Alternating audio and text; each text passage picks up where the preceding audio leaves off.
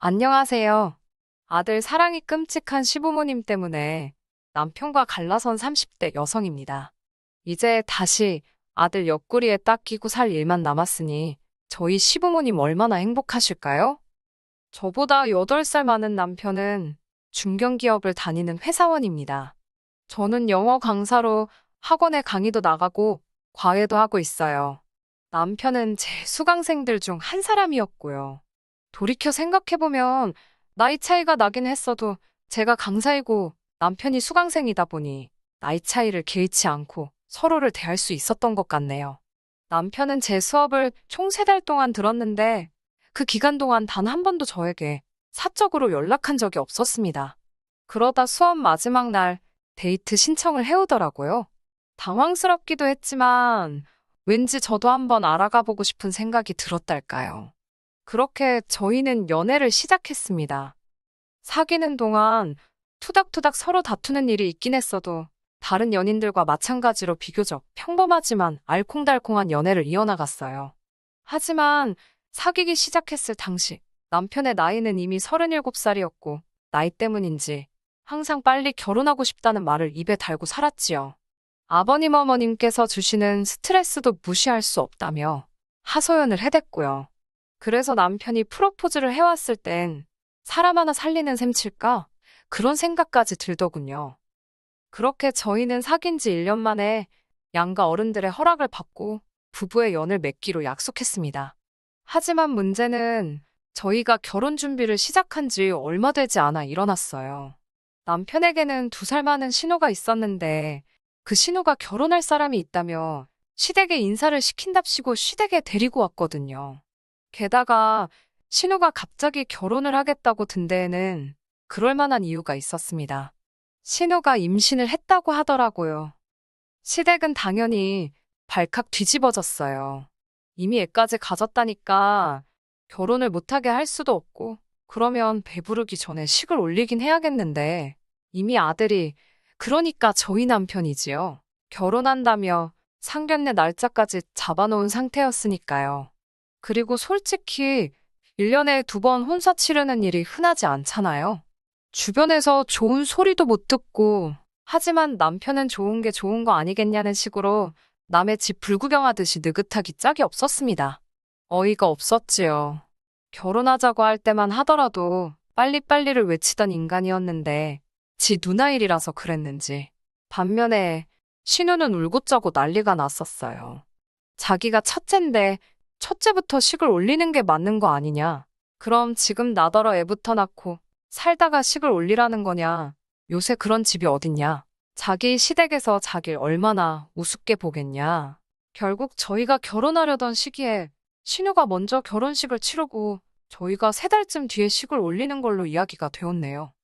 사정이 이렇다 보니 시부모님께선 저희에게 가족 및 가까운 친인척 10명 정도만 모아놓고 식을 올렸으면 좋겠다 하셨습니다. 황당했지요.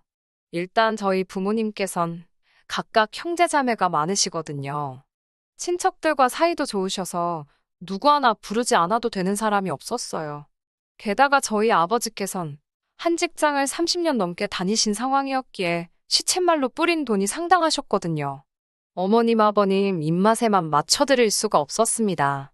결국 결혼식 건으로 양쪽 어른들 사이에서 싫은 소리가 오고 가고 말았어요. 급기야는 이럴 거면 결혼시키지 말자는 이야기까지 오갔고요. 그래도 이때는 남편이 나서긴 하대요. 누나 때문에 왜 자기가 피해를 입어야 하냐고요. 이로 인해 어머님께선 아들 자식 키워봤자 다 소용없다며 사매고 들어놓으시는 일종의 시위까지 하셨습니다. 하지만 자식 이기는 부모 없다잖아요. 결국 남들하는 정도는 갖추고 결혼식을 올렸습니다. 하지만 후에 알게 된 사실에 비하자면 결혼식은 아무것도 아니었어요. 상견례 때 시부모님께서 하신 말씀이 당신들이 지금 살고 있는 아파트 말고도 세를 주고 있는 아파트가 한 채 더 있는데 그걸 저희가 살 수 있게 해주신다고 하셨거든요. 명의를 저희 쪽으로 넘겨주시겠다는 건 아니었지만 그래도 주변에 비해서는 저렴한 가격에 전세계약처럼 맺고 들어와 살게 해주신다는 말씀이었어요. 워낙에 전세가 귀하기도 하고 비싸기도 했던 시기라 그 정도 조건만으로도 너무나 감사했습니다. 친정에서도 전세금의 절반은 마련해 주시겠다 하셨고, 외에 필요한 혼수도 책임져 주신다고 했지요. 하지만 어찌된 일인지 결혼식까지 고작 한 달이 남았던 시기에도 어머님이나 아버님 두 분 중 그 어느 누구도 집에 대해선 한마디도 하지 않으셨습니다. 결국 기다리다 못한 제가 먼저 여쭤봤어요. 집에 가보고 싶다고요. 그래야 거기에 맞춰 가정가구도 살 수 있다고요. 그러자 아버님께선 집 이야기는 없던 걸로 하자셨습니다. 이미 신우가 들어가서 살고 있다더군요. 몇 달만 있으면 애가 나온다는데 신우가 살 집이 없다며 울고 짜고 난리부르스를 쳤답니다. 한마디로 당신들 피를 말리더라며 어쩌겠냐고 급한 불부터 먼저 꺼야 되지 않겠냐며 저더러 이해하지? 그러시더군요. 무슨 말씀인지 이해는 되었지만 너무 속상하고 서운했습니다. 이렇게 또 저희 부부가 뒷전으로 밀렸다고 생각하니 억울하기도 했고요. 물론 어머님 아버님 재산인 만큼 두 분이 원하는 사람한테 주시는 거고 원하는 방식으로 처분하셔도 됩니다. 애초부터 저희에게 아예 주시겠다는 것도 아니었으니. 하지만 졸지에 저와 남편은 모든 계획을 수정해야만 했지요. 믿고 있던 집이 사라졌으니 결국 저와 남편은 반반 결혼을 하게 되었어요. 시부모님께선 현금은 없고 대신 집으로 일단 지원을 해주시겠다는 거였거든요. 이 소식을 알게 되신 친정부모님께선 시댁에서 어떻게 해주시는 것과 상관없이 당신들이 처음 약속했던 것처럼 도와주겠다고 하셨습니다. 하지만 제가 거절했어요. 따지면서 결혼하고 싶지는 않았는데 저희 부모님이라고 뭐 돈을 쌓아놓고 사시는 분들도 아니고 한마디로 억울한 마음이 가장 컸던 것 같아요. 결국 뭐 하나 제대로 받지도 못하고 식을 올렸습니다. 주신 게 없었으니 바라시는 것도 없으실 거라 생각했습니다. 아니, 있다고 하더라도 솔직히 어떻게 달라고 하시겠나 생각했지요. 하지만 그건 순전히 제 착각이었습니다. 지난 추석에 있던 일이에요.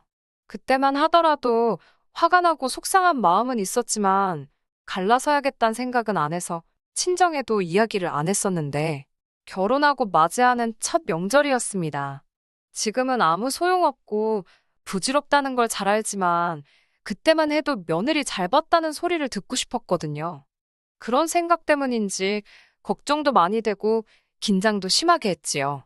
결국 시댁에 가기로 한 당일날 아침부터 몸이 좋질 않았습니다. 식은땀도 나고 배탈이 난 것 같기도 하고 그런 저를 보고 남편이 진통제라도 얼른 먹으라고 하더라고요. 하지만 진통제에 배탈약까지 도움이 될 만한 간 입에 다 털어넣었는데도 상태가 좋아질 기미가 안 보였습니다. 그래도 어쩌겠어요. 시댁에 도착한 아침 8시부터 오후 3시가 될 때까지 식은땀을 흘려가며 밥도 제대로 못 먹고 젖만 붙였습니다. 신우가 시댁 근처에서 살고 있었지만 시댁에 도착했을 때 신우는 와 있지도 않았고 재료 손질도 하나도 안 되어 있었기에 시간이 더 걸렸어요. 전 부치기가 끝나고선 바로 탕국 끓이고 나물하느라 정신이 없었지요. 저도 결혼 전에는 한 번도 해본 적 없던 일들이라 손이 빠르지 못하기도 했고 무엇보다 몸이 안 좋으니까 나중엔 정말 정신이 하나도 없더라고요. 물론 중간중간 도저히 못 버티겠다 싶을 때는 작은 방에 들어가 한 10분 정도씩 쉬고 나오기는 했어요. 그게 한 대여섯 번 될 겁니다. 제가 워낙 상태가 안 좋아 보였는지 어머님도 못마땅하신 기색이긴 했지만 대놓고 뭐라고 하시진 않으셨어요. 남편이야 뭐 전형적인 한국 남자라고 해야 하나 자기 집이다 이건지 손끝도 까딱 안 하더라고요. 그렇게 천명절이라고 시외가까지 인사를 드리다 보니 명절 연휴가 끝나갈 무렵에서야 친정에 갈 수 있었습니다. 친정에 도착하고 나니 긴장이 풀려서 그런지 컨디션도 많이 좋아지더라고요. 친정은 애시당초 제사도 없고 두 분 다 연휴에는 여행 다니시고 외식하시는 분들이라 저나 남편이 고생할 것도 없었어요. 그래서 꼬박 하루를 편하게 쉬다 왔지요. 뿐만 아니라 올라올 땐 친정어머니가 집에서 챙겨 먹으라며 한우부터 전복까지 선물로 들어온 것들 중 상품만 이것저것 챙겨주셨고요. 그런데 집에 도착하니 남편이 계속해서 저한테 심술을 부리더라고요. 짜증도 내고 처음엔 자기도 피곤해서 저러는가 보다 했는데 강도가 점점 세지길래 이유가 뭐냐고 따졌습니다. 그러자 저한테 너무 실망을 했다는 거예요. 뭔 소리냐 하니 시댁에서는 허리도 못 피겠다며 아프다고 난리를 쳐서 어머님께서 제 눈치를 엄청 보셨답니다. 시어머니 눈치 보게 만드는 며느리는 이 세상에 저밖에 없을 거라며 일도 농땡이 치면서 하는 걸 자기가 다 봤대요. 안 보는 척 하면서도 자기가 다 보고 있었다나요. 그러면서 시댁에선 아파서 시어머니 부려먹더니 친정에서는 제가 펄펄 날아다니더랍니다. 어이가 없어서 말을 말자고 했어요. 그리고는 제가 먼저 방으로 들어가 버렸지요. 그런데 방에서 곰곰이 되씹을수록 열불이 나는 거예요. 시댁에선 불편하고 친정에선 날아다니는 게 당연한 거 아니에요? 갑자기 할 말은 해야겠다 싶어서 다시 거실로 나갔습니다.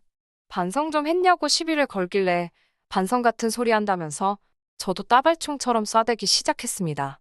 아니, 사람이 상황에 따라 아플 수도 있고 안 아플 수도 있는 거지 그걸 왜 그렇게 비꼬냐 물었습니다.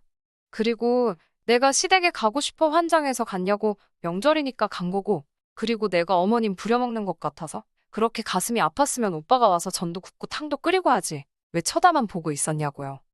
그러자 남편이 한다는 소리가 저더러 생각 좀 하랍니다. 큰 그림을 그려야 한대요. 자기가 시댁에서 일을 하면 어머님께서 제가 당신 아들을 부려먹는다 생각해서 절 미워할 거랍니다. 그러면서 시어머니한테 밉보여서 좋을 게 뭐가 있냐며 자기가 다 절 생각해서 일부러 관여를 안 한 거라네요. 뚫린 입이라고 짓거린다는 게 저런 거구나. 한마디로 가관이었지요. 그러면서 저는 며느리로서 묵묵히 제 소임만 다 하면 된다길래 그럼 오빠는 우리 집 가서 사위로서 뭐 할 거냐 물었어요. 그러자 신나게 떠들어 대던 그 입이 갑자기 꾹 다물어지더라고요. 남편에게 제가 어머님이 나를 어떻게 보시든 그건 내가 알아서 대처할 테니 다음 명절부터 놀지 말고 같이 하라 했습니다. 그리고 앞으로 시댁하고 친정하고 비교하지 말라고 했습니다. 나는 시댁에서 며느리고 친정에선 딸인데 같을 수가 있겠냐고요. 남편이 한다는 소리가 자긴 처가댁에서 너무 편했답니다. 자긴 자기 집이나 처가댁이나 똑같다나요. 어이가 없어서 그건 우리 친정 부모님이 진짜 좋은 분들이라 그렇거나 아니면 오빠가 눈치도 없고 진짜 이상한 거라고 쏴붙여버렸지요. 그리고 지지난주에 정말로 마음 상하는 일이 있었습니다. 제가 남편을 떠나야겠다고 마음을 먹게 된 결정적 이유이기도 합니다. 아버님께서 모처럼 고기가 드시고 싶다 하셔서 시댁에 갔어요. 자동차로 1시간 정도 걸리는 거리였지만 남편이랑 데이트한다 생각하고 나갔습니다. 식당에 도착하니 메뉴판 볼 것도 없다며 가게에서 제일 비싼 소갈비를 시키셨는데 여기까지도 뭐 솔직히 크게 개의치 않았습니다. 저희도 같이 맛있게 먹으면 되는 거니까요. 그런데 식사가 끝나갈 무렵 아버님께서 네 신우도 소갈비 좋아한다 소리를 하시더니 직원을 불러서 4인분은 포장을 해달라고 하시더라고요. 그러더니 저희더러 잘 먹었다고 하셨습니다. 속이 뻔히 들여다 보이더군요. 저도 당하고만 있을 소냐 싶어서 아버님 카드 주세요. 그랬습니다. 어머님 아버님 드신 거랑 저희 먹은 건 제가 살게요. 신우 준다고 포장하신 건 아버님이 사세요. 라고 애교 섞인 목소리로 말씀드렸지요. 아버님은 당신 속이 훤히 보인 게 민망하셨는지 일하는 사람 귀찮게 그걸 따로따로 계산하냐고 짜증을 내시더라고요. 남편도 저한테 그만하고 빨리 가서 계산하라고 무안을 줬고요. 제가 그럼 이건 당신이 사라고 그러고는 계산서를 남편 손에 쥐어줬습니다. 저희는 생활비를 반반씩 부담하고 있었고 솔직히 20만 원에 달하는 소갈비를 신우 먹으라고 사줄 만큼 여유도 없거든요. 그리고는 시부모님을 댁에 모셔다 드렸는데 어머님이 들어왔다 가라셨습니다. 할 이야기도 있고 그렇다 하시면서요. 과일을 깎고 있는데 어머님께서 불쑥 사돈한테도 용돈을 드리냐고 물으셨습니다. 저는 어머님 아버님 드리는 금액과 똑같이 드리고 있다고 말씀드렸지요. 그러자 어머님께선 그래도 시집과 친정에 똑같이 하는 건 말이 안 된답니다. 항상 매사에 시집이 우선시 되어야 한다는 분이셨지요. 당신 딸에게도 그렇게 말씀하시는지는 모르겠지만 무튼 안색이 약간 변하신 어머님께선 사돈네까지 용돈을 드리는 줄은 몰랐다며 당신 아들 어깨가 무겁겠다고 그러셨어요. 왠지 그 말에 빈정이 상한 제가 맞벌인데요. 저희 부모님은 제가 벌어서 드리는 거나 마찬가지라고 받아쳤습니다. 그러자 어머님께선 이 집안에 시집을 왔으면 제 가정에 집중을 해야지 친정에 퍼주면 안 된답니다. 황당하더라고요. 친정은 남이다 생각하고 사는 게 속 편하다나요? 계속해서 말씀을 그렇게 하시니 짜증이 나서 저도 모르게 그럼 신우도 어머님 아버님 나몰라라 하고 사냐고 물었습니다. 그러자 남편이 나서서는 집마다 사정이 다른 거지 왜 너는 신우하고 너를 비교하냐면서 어머님 편을 들더군요.